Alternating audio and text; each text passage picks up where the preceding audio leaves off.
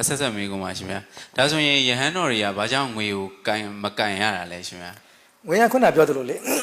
ငွေကလက်ထဲမှာရောက်သွားပြီဆိုလို့ရှိရင်သူကလှုပ်ချင်တာတွေလှုပ်လို့ရပါပြီလေအထင်းကိုမရှိတော့ဘူးနော်ခုနကလိုဟာကြတော့သူကအဟန်ထားတဲ့အများကြီးရှိတယ်ကိုယ်တိုင်ဈေးဝယ်လို့မရဘူးတဘောလားငွေကိုကန်သွားကန်ခွင့်ရပြီဆိုလို့ရှိရင်ခုနကိုယ်တိုင်ငွေကန်မယ်ဆိုလို့ရှိရင်ကိုယ်တိုင်ဝယ်ချင်တာသွားဝယ်လို့ရတယ်ဟုတ်လားကိုယ်တိုင်ခုနကချက်စားလို့ရသွားမယ်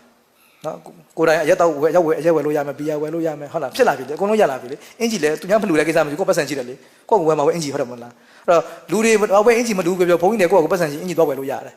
လူတွေကညစာမကတ်ပါဘူးပြောဘုန်းကြီးတွေကကိုယ့်ကိုဝယ်စားလို့ရတယ်လူတွေကတပည့်တော်တို့အရက်မလူပါဘူးဗျာဘီယာမလူပါဘူးပြောကိစ္စမရှိဘုန်းကြီးမှာပတ်စံရှိတော့အရက်သွားဝယ်စားလို့ရတယ်ဟုတ်ကဲ့လားတဲ့ပတ်စံဘုန်းကြီးလက်ထဲမှာရှိနေတော့အကုန်ဝယ်တော့လို့ရတယ်အကုန်ဝယ်စားလို့ရတယ်အကုန်လုပ်လို့ရတယ်နောက်ဆုံးလူလည်းပြီးအမျိုးသမီးနဲ့တော့သွားပြောလို့ရတယ်နော်ဆိုတာအကုန်ဆိုတာဒါကြောင့်မြတ်စွာဘုရားပြောတယ်မလားငွေသာအပ်သွားရင်ကာမဂုဏ်၅ပါးလုံးအပ်သွားလိမ့်မယ်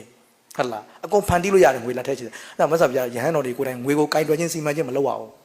လူတွေကပဲတဆင့်သွားရမယ်ထိတ်ချုပ်ထားတာဘုရားနော်ဒါမျိုးပြောတာဒါဆိုဆက်ဆက်မေးကုန်လေးထပ်မေးပြတယ်ရှင်ဗျာဟိုပါပေါ့တပည့်တော်တို့ဥပမာရှင်ဗျာဘလုံးဝဲလောင်းမယ်ရှင်ဗျာအရက်စဝင်မယ်လို့ပါဆိုရင်ခိပေးတို့ဘာလို့နဲ့လဲရနေပြီလေအဲ့ဆိုတော့ရှင်ဗျာဒကမာကြီးဒီဒကနန်းလေးဥစဉ်ထိုးခြင်းနေဆိုပြီးတော့ကိပေးကနေပြီးတော့လွှဲလိုက်တယ်ဆိုရင်ဒါကောဟိုမအပ်ဆက်တော့ဘူးလို့မထင်ဘူးလားရှင်ဗျာခုနပြောသလိုပဲလေလောင်းကစားလုပ်တယ်ဆိုတာမအပ်တော့ဘူးလေခုနဘောလုံးလောင်းတယ်ရှင်းကနန်းထွက်ဒါမအပ်တော့ဘူးလေဒါပြီးရင်ခုနငွေဘလောက်လွှဲလိုက်တယ်ဆိုတဲ့နေရာမှာကနန်းပေးတာလောက်ကလည်း तू ပေးခွင့်မရှိဘူးလေ तू ကလွှဲလို့မရဘူးလေ तू လွှဲပေးလို့မရဘူးလူပဲလောက်ရမှာဒါကတော့ဘာလားမသိဘူးသူ့အနေနဲ့ဓာတ်ရိုက်လွှဲပေးခွင့်မရှိဘူးဘာလားမသိဘူး तू လွှဲလို့မရဘလောက်လွှဲပေးလိုက်မယ်ဆိုလွှဲပေးခွင့်မရှိဘူးနော် तू ကပတ်စဝါကိုတင်တောက်ခွင့်ပဲရှိတာတဘောလားမသိဘူးကိုယ်တိုင်ထုတ်ပေးခြင်းလွှဲပေးခြင်းလုပ်လို့မရအောင်တဘောလားမသိဘူးအဲ့ဒါမျိုးပြောတာဘုရားဝင်ကြီးကအများကြီးသိကြပါလေနော်စာပေထဲမှာနော်မဟာပရိသ၄ပါးဆိုတာရှိတယ်မြတ်စွာဘုရားလက်ထက်တုန်းကတော့ဝိနည်းတွေဒုက္ခအားလို့ဆိုတာပြညတ်တာလေဝိနည်းပြညတ်တယ်ဆိုတာကမဖြစ်သေးတာကိုကျွတ်တင်ပြညတ်လို့မရအောင်နောက်အနာဂတ်မှာဖြစ်မဲ့ဥစ္စာတွေကိုဘုရားသိတယ်မြင်တယ်ဒါပေမဲ့ကျွတ်တင်ပြညတ်လို့မရအောင်အဲ့တော့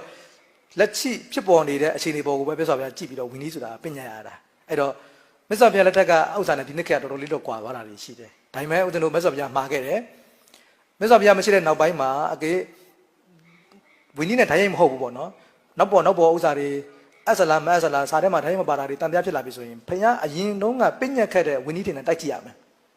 နော်အရင်တုန်းကဘုရားပြညတ်ခဲ့တဲ့ဝိနည်းတွေနဲ့တိုက်ကြည့်ရမယ်အဲ့တော့ကိုယ်သဘောနဲ့ကိုဒါရတော့မသိတော့ပါဘူးမအပ်ဘူးလို့မပြောနဲ့နော်အဲ့တော့ကိုကြိုက်ရင်အပ်တယ်မကြိုက်ရင်မအပ်ဘူးဆိုတာမျိုးပြောခွင့်မရှိဘူးဟုတ်ပြီလားကိုကြိုက်တဲ့တော့ဆုံးပြလို့မရအောင်အရင်ဟောခဲ့တဲ့ဝိနည်းနဲ့လျော်လားဖလျော်လားပဲဆိုတိုက်ကြည့်ရမှာဟုတ်ပြီနော်အရင်တုန်းကမြတ်စွာဘုရားပြညတ်ခဲ့တဲ့ဝိနည်းတွေရှိတယ်နော်အထက်ကရာဆရာတွေဖွင့်လာတာရှိတယ်တိကာဆရာတွေဖွင့်လာတာရှိတယ်အဲ့ဒါတွေထဲမှာအကျုံးဝင်လားမဝင်လားပဲဆိုတော့တိုက်ကြည့်ရမှာအကျုံးဝင်ရင်ဒါဝိနည်းထဲမှာဒီမအပ်တဲ့ထဲမှာအကျုံးဝင်သွားရင်မအပ်ဘူးလို့ဆုံးဖြတ်ရမယ်မအပ်တဲ့ထဲမှာမပါဘူးဆိုတော့အပ်တယ်လို့ဆုံးဖြတ်ရမယ်နော်အဲ့တော့ကိုယ်သဘောနဲ့ကိုသွားပြီးတော့ကိုကြိုက်ရင်အပ်တယ်မကြိုက်ရင်မအပ်ဘူးလို့ဆုံးဖြတ်ရင်ဒါအတ္တမအဝိနည်းဖြစ်